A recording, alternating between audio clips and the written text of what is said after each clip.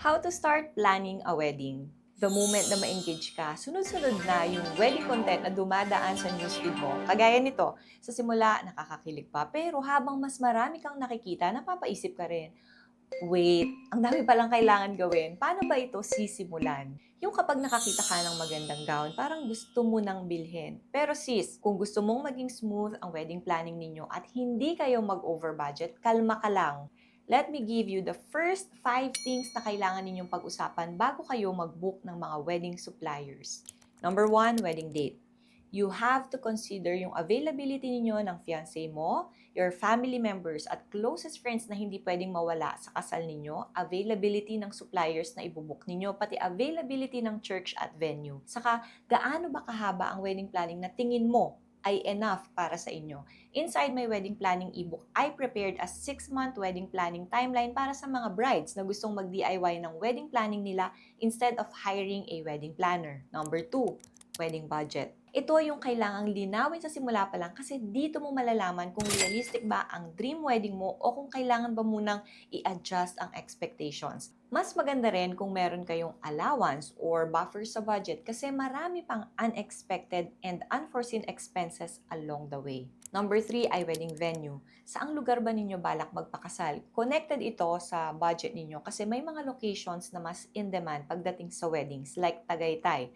At dahil sikat at maraming gustong magpakasal doon, mas mataas din ang presyo ng venues at suppliers sa area. Sa pagpili ng venue, magandang i-check nyo rin ang weather forecast for your target wedding date para maiwasan yung heavy rains or sobrang init, lalo na kung outdoor wedding ang gusto ninyo.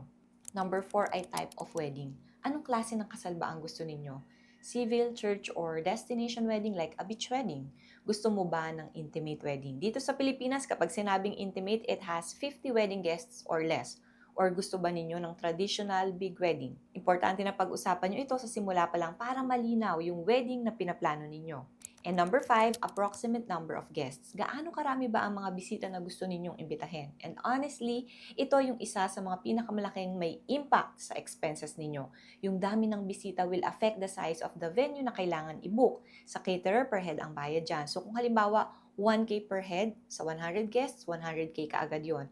Tapos, sa bawat bisita, dagdag invitation, souvenirs, pati tables and chairs. Kaya, dito lumulobo yung gastos. Kapag nagkasundo na kayo ng groom mo sa mga bagay na ito, mas magkakaroon na ng direksyon yung wedding planning ninyo.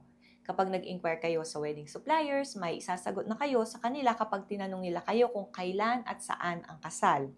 At kung gusto mo pa ng mas clear at step-by-step na guide para hindi ka maligaw sa buong wedding planning journey mo, you can get my wedding planning ebook. It's called Wedding Planning for the Clueless Bride-to-Be. Para ito sa mga brides na gusto ng practical at realistic approach sa wedding planning, especially kung gusto mong mag-DIY instead of hiring expensive wedding planners. May kasama na rin itong wedding checklists, budget tracker, RSVP tracker, and lots of practical tips para mas maging organized ang pinaplano ninyo. Just send me a message and I'll show you how to get the ebook. Happy preps!